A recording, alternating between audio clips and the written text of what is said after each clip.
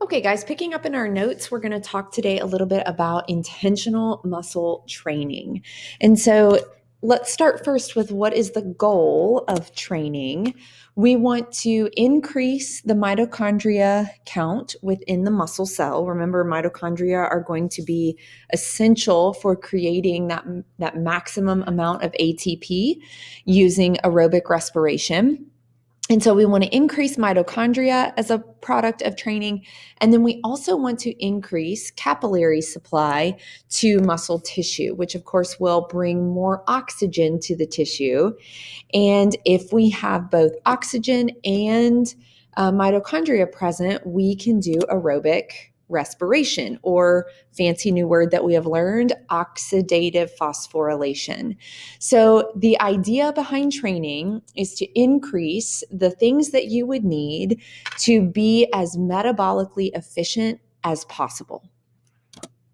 In doing training, I do think it's important to kind of notice that there are a couple of different sort of pathways that we might train. So there's aerobic and resistance training, and so both of them have benefits to them. And a chart is going to pop up here, and it's going to have a lot of stuff because I can't control when it all populates within the chart. So get ready, here it comes. Okay. So let's talk about this first column, aerobic training. So the goal of aerobic training, really at its heart, is to increase the number of oxidative muscle fibers that we have. Now, remember, there's two kinds of oxidative fibers. There's fast oxidative and slow oxidative, but both of those kinds of muscle fibers are going to utilize that aerobic respiration and crank out lots of energy. So we want to increase in our aerobic training methods, we want to increase the number of oxidative fibers because in theory, if we're training aerobically, we're training for something that is a bit of endurance. 20 minutes or more of an activity would be an endurance activity that would be considered aerobic. Now, second bullet says that aerobic training will actually convert some of our fibers. So it will change fast glycolytics into fast oxidatives, which helps us accomplish the first bullet that we just talked about. And overall, the net effect of aerobic training is going to be increasing endurance and efficiency of ATP production. And it will also, because we're making more ATP, decrease fatigue. Resistance training is a little bit different. So resistance training is actually going to work towards increasing the number of fast glycolytic fibers. Now, these are fibers that use anaerobic respiration, so they're not necessarily great at endurance tasks, but they are great at sort of short, sustained tasks like lifting weights. And so that is going to lead to something called hypertrophy. So in resistance training, we are going to build muscle mass as a result. So two different methods of training that really accomplish two different goals. One might be for endurance events, and the other might be for strength. Now let's talk about hypertrophy for a second. Let's do this. First, let's go with what is it? And I'll give you the first bullet point. It is the opposite of atrophy, which you probably have heard about before. So this diagram is in your notes, and I want to make sure that you understand this. This would be kind of a traditional, normal muscle cell. If that muscle cell is not used and it sort of begins to shrink, really that's a loss of proteins, the myofibrils within the muscle cell, we experience something called atrophy, and the arrow shifts this way and we see the muscle cells get smaller. What we are getting ready to talk about is the opposite of atrophy. It is pushing this direction, hypertrophy. And so this is a product of somehow building up the protein mass within our muscle cells. So let's check out this video first and we'll come back and finish out the notes.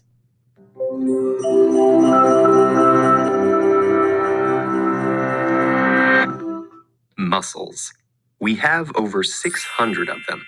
They make up between 1/3 and 1/2 of our body weight. And along with connective tissue, they bind us together, hold us up, and help us move. And whether or not bodybuilding is your hobby, muscles need your constant attention because the way you treat them on a daily basis determines whether they will wither or grow. Say you're standing in front of a door, ready to pull it open. Your brain and muscles are perfectly poised to help you achieve this goal. First, your brain sends a signal to motor neurons inside your arm. When they receive this message, they fire, causing muscles to contract and relax, which pull on the bones in your arm and generate the needed movement. The bigger the challenge becomes, the bigger the brain's signal grows, and the more motor units it rallies to help you achieve your task.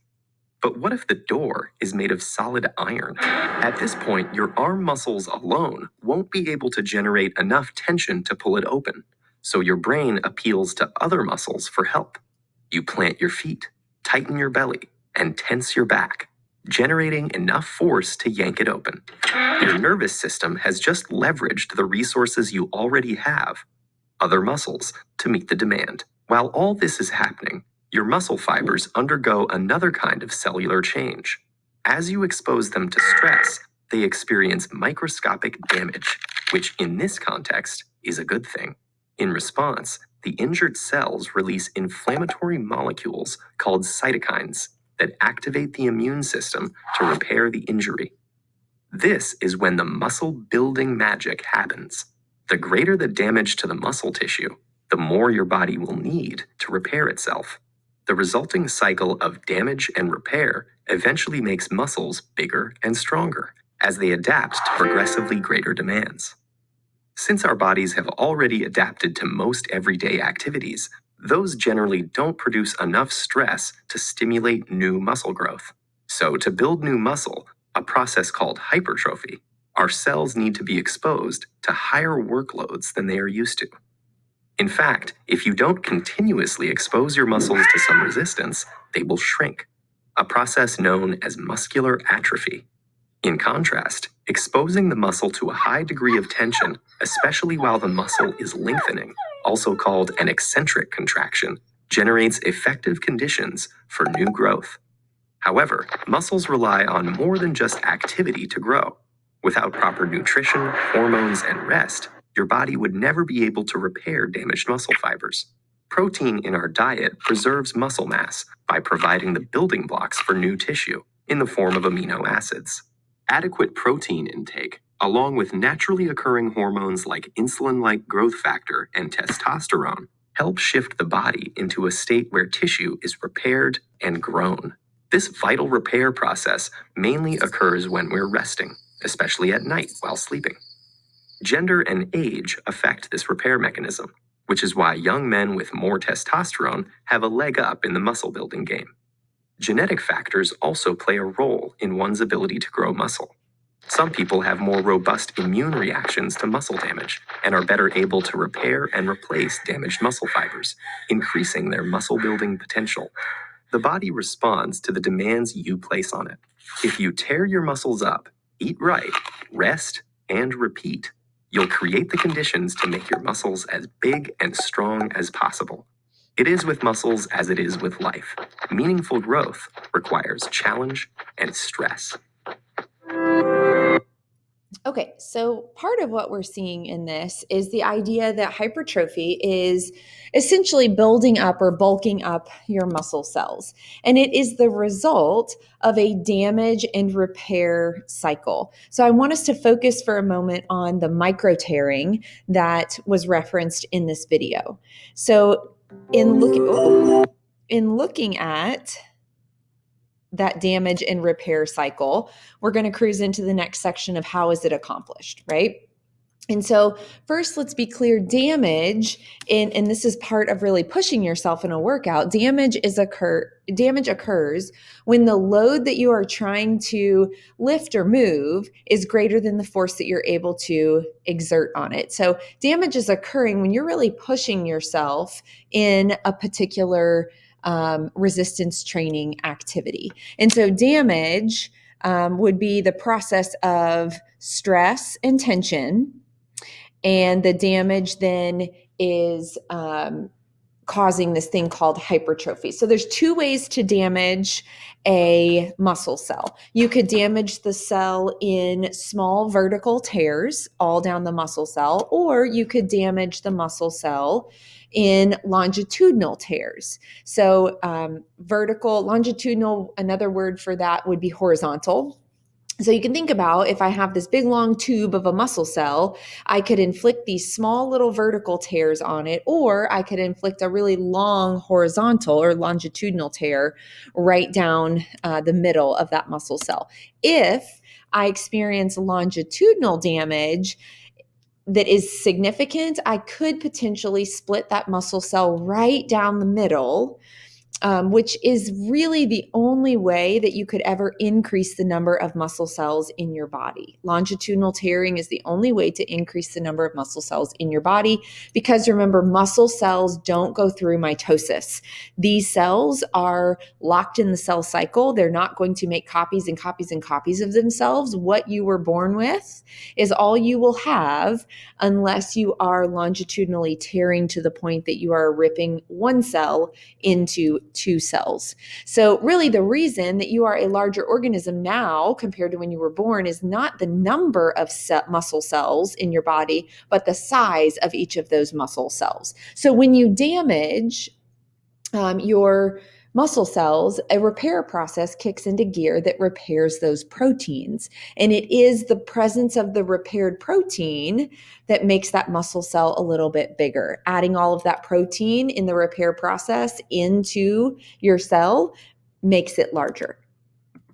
So I want to talk really quickly about something that is important. So what I would call a cautionary tale. Remember that muscles work in pairs. You have agonists and antagonists. You have upper body muscles. You have lower body muscles. The important thing here is, as you are building in your resistance training, as you are trying to grow your muscle mass, you have to exercise both muscles in the relationship to prevent something called the muscle bound effect. And so if you are not exercising sort of your muscle groups equally, you're going to develop a bit awkwardly. And yes, the picture is for sure edited, but it gives you an idea of what I'm talking about. So only working out your arms and your chest, kind of the top part of your body, but never your legs, you would not only have a physically awkward appearance, but your ability to do various things is going to diminish as well. So the muscle bound effect leads to low flexibility and even sort of an awkward stance, which affects things like how we walk and how we sit, which can ultimately have an underlying effect on our skeletal system below our muscles. So just a quick plug for, if you are involved in a resistance training program, if you are trying to strength train, trying to intentionally build muscle mass, make sure you are doing it in a well-rounded fashion. The last section of our notes talks about genetics. And so the idea here is building muscle really 100% within my control, or am I sort of guided by my DNA? And so the short answer is yes, there are genetic boundaries that exist. And so for this, we're going to watch a quick video, and I'll come back and give you a specific example of how a genetic boundary impacts our ability to grow muscles. We all have a fascination with muscles and strength, whether we want to be stronger, feel better, or look like Superman. And there are many proposed strategies and exercise regimens to get this done. But what if I told you that it was out of your control and that your genetics may be entirely holding you back? Conversely, what if there was a secret out there that could lead you to superhuman strength? The truth is, your muscle size has a limit. Sure, it may seem obvious when you hear it, but your muscles are under the strict control of a protein called myostatin, which determines exactly how large a muscle can become. And this limit is different for everyone depending on their myostatin levels. As a muscle reaches this limit, myostatin prevents any further growth. But if the myostatin itself is limited or absent, this muscle limit suddenly goes away. This phenomenon was first noticed in Belgian blue cattle. These cows developed 2 to 3 times more muscle mass than a normal cow, and it was later discovered that they had a deletion of their gene GDF8, which just so happens to create myostatin. As a result, without any exercise or special diet, these cows have incredible muscle mass. Similar cases have been documented in some dogs, mice, and even a few cases of human babies lacking the GDF8 gene. These findings have helped scientists understand why some people bulk up easily while others struggle to. Lower levels of myostatin equals more muscle mass. In fact, some studies have even showed that many champion bodybuilders have naturally lower levels or even entire deletions of their myostatin gene. If you look at somebody like Arnold Schwarzenegger, as a teen, he just looks naturally muscular. As such, perhaps many champion bodybuilders owe their success more to genetics than to training or drug use. Eventually, it may be possible to develop drugs which deplete or block myostatin. Of course, it's a double-edged sword. On the one hand, patients with muscular dystrophy or muscle loss from aging could regrow and restore muscle. On the other hand, the potential for abuse as performance enhancers seems inevitable. But the prospect of seeing a real-life human Hulk seems kind of cool. Besides, should those who already have low levels of myostatin be considered to have an unfair advantage? It's hard to say. Regardless, be wary of anybody selling or promoting this unproven and unregulated treatment. At the end of the day, whether you have naturally low or high myostatin levels, remember, this is the level that is optimal for your mechanical and metabolic efficiency. With proper exercise and general health, you'll reach your own unique physiological peak. And while you may not be destined to pack a punch like Superman, you can push your own limits through training and hard work. But what if you could punch as hard as Superman? Our friend Jake over at Vsauce3 has the answer to this smashing superhero question, which you definitely need to check out. And if you can go check out Vsauce3 if you want. But let's finish out the myostatin example here. So this really was helping you to understand that there are genetic boundaries that influence, in particular, hypertrophy, muscle mass, the ability to increase your muscle mass. And so myostatin, you were just introduced to, this is a protein that you produce. And so the connection back to your DNA is that your DNA codes for the production of this myostatin protein. And it's a regulatory protein. It regulates muscle cell growth in this way. High levels of myostatin give us sort of normal protein productions, which means when we kick into our tear and repair cycle, it will repair those muscle proteins in sort of a normal capacity. But if you naturally produce lower levels of myostatin, that sort of takes the brake off and allows for protein production levels to increase. So when you tear and repair, you can put more protein into your muscle cells and grow those muscle cells larger than those that have high levels of myostatin. So for example, this particular protein, if you're trying to increase your muscle mass, having low levels of myostatin is actually beneficial. It's going to allow more protein accumulation, production and accumulation within your muscle cells. So that's just an example of how genetics can impact and why some people can work out and see very little change, and others can work out just for a little bit and see quite a bit of change. So there is a little bit of DNA influencing behind the scenes. Okay, so this is the end of this lecture. I do not want that. I want this. So when you're done, you are done.